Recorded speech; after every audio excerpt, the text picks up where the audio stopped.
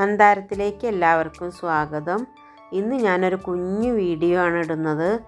ഒരു പുതിന ചട്നിയാണ്. എനിക്ക് ശാരീരികമായിട്ട് കുറച്ച് ബുദ്ധിമുട്ടുകളുണ്ട്. ഞാനിതിൻ്റെ മുന്നേയും പറഞ്ഞിരുന്നു, എനിക്ക് കുറച്ച് ജലദോഷവും പനി അങ്ങനത്തെയൊക്കെ ആയിരുന്നു. അതുകൊണ്ടൊരു 1-2 വീഡിയോ ഞാൻ ഇതുപോലത്തെ ഷോർട്ട് വീഡിയോ ആയിട്ടായിരിക്കും ഇടുന്നത്. എല്ലാവരും എൻ്റെ കൂട്ടുകാരൊക്കെ സഹകരിക്കണം.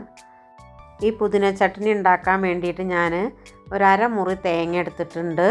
അതുപോലെ തന്നെ ഒരു 1/2 ടീസ്പൂൺ ജീരകം, പിന്നെ ചെറുതും വലുതും ഒക്കെ ആയിട്ട് ഒരു 8-10 വെളുത്തുള്ളി ഉണ്ട്, ഒരു ഉരുള പുളിങ്ങ, പിന്നെ പുതിന വേണം. പുതിന കുറച്ച് തണ്ടോട് കൂടിയിട്ട് എടുത്താലും കുഴപ്പമൊന്നുമില്ല. ഇനിയിപ്പോൾ അല്ല ഇല മാത്രമായിട്ടാണെങ്കിലും നമ്മുടെ സൗകര്യം പോലെ ചെയ്യാം. ഞാൻ അപ്പോൾ തണ്ടോട് കൂടി എടുത്തിട്ടുണ്ട്.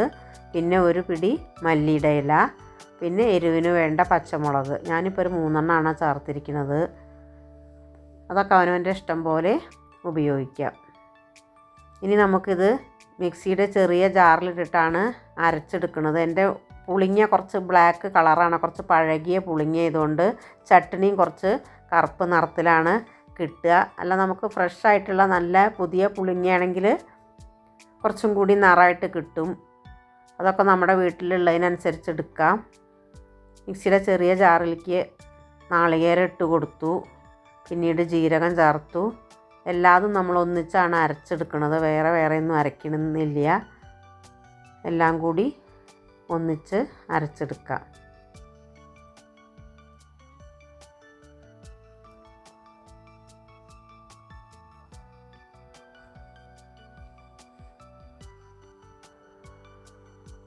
നമ്മൾ ആദ്യം ഇതൊന്ന് കറക്കിയെടുത്ത ശേഷമാണ് വെള്ളം ചേർത്ത് കൊടുക്കുന്നത്. കുറച്ച് വെള്ളമായിട്ടാണ് ചേർക്കേണ്ട ആവശ്യമുള്ളൂ. ഒന്ന് കറക്കി നമ്മളെല്ലാം കൂടി ഒന്ന് ചതച്ച ശേഷം ഒരു 2-3 ടേബിൾ സ്പൂൺ വെള്ളം ഒഴിച്ചു കൊടുത്തു. വീണ്ടും നമുക്കതൊന്ന് തിരിക്കാം. ഇതുപോലെ അരഞ്ഞ് കിട്ടും. പക്ഷെ നമുക്ക് ഈ സമയത്ത് വേണമെങ്കിൽ ഇത് മാറ്റിയെടുക്കാം. പക്ഷേ ഒരു ലേശം കൂടി വെള്ളം ഒഴിച്ചിട്ട് ഞാൻ ഒന്നും കൂടി അരച്ചെടുക്കുന്നുണ്ട്. നന്നായിട്ട് അരയണം ഇത്, എന്നാലാണ് നമുക്കതിൻ്റെ ടേസ്റ്റ് കിട്ടുള്ളൂ. എല്ലാം കൂടി ചതച്ചെടുത്താൽ പോരാ, ഒരു വിധം നന്നായിട്ട് തന്നെ അരഞ്ഞ് കിട്ടണം. ഇത്രയും മതി. ഇത് കണ്ടില്ലേ, സ്പൂൺ കൊണ്ട് നമ്മൾ ഇളക്കി നോക്കുമ്പോൾ നന്നായി അരഞ്ഞിട്ടുണ്ട്. ഇനി ഇത് നമുക്കൊരു വിളമ്പുന്ന ബൗളിലേക്ക് മാറ്റാം. നല്ല ടേസ്റ്റിയാണ് ഈ പുതിന ചട്നിക്ക്. നമുക്ക് ദഹനത്തിനൊക്കെയും ഇത് ഉപകാരമായിട്ടുള്ള ഒരു ഔഷധ ഗുണമാണ് ഈ പുതിനയ്ക്ക്. അതുപോലെ തന്നെ നമ്മൾ വെളുത്തുള്ളി, ജീരകം ഇതൊക്കെയാണ് ചേർത്തിരിക്കുന്നത്. അതുകൊണ്ട് ആർക്കും ഒരു കുഴപ്പവും വരില്ല. ഇതിന് ചോറിനൊക്കെ കഴിച്ചാലും. വേണ്ടത്ര ഉപ്പ് ചേർത്ത് കൊടുത്തു. നമ്മൾ അരയ്ക്കണ സമയത്ത് ഉപ്പിട്ടിട്ടുണ്ടായിരുന്നില്ല, അരച്ച് വാങ്ങിയ ശേഷമാണ് ഉപ്പ് ചേർത്ത് കൊടുക്കുന്നത്. ഉപ്പ് കൂടി ചേർത്ത് ഇളക്കി കൊടുത്താൽ നമ്മുടെ പുതിന ചട്നി തയ്യാറായി.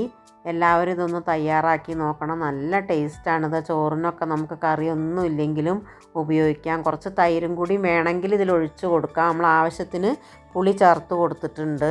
ആ പുളി കുറച്ച് ഞാൻ പറഞ്ഞില്ലേ പഴകിയ പുളിയായിരുന്നു, അതുകൊണ്ടാണ് കളർ ഇങ്ങനെ. കുറച്ചും കൂടി കളറായിട്ടൊക്കെ നല്ല ഫ്രഷായിട്ടുള്ള പുളിയാണെങ്കിൽ കിട്ടും. എല്ലാവരും ഒന്ന് തയ്യാറാക്കി നോക്കി അഭിപ്രായം പറയണം.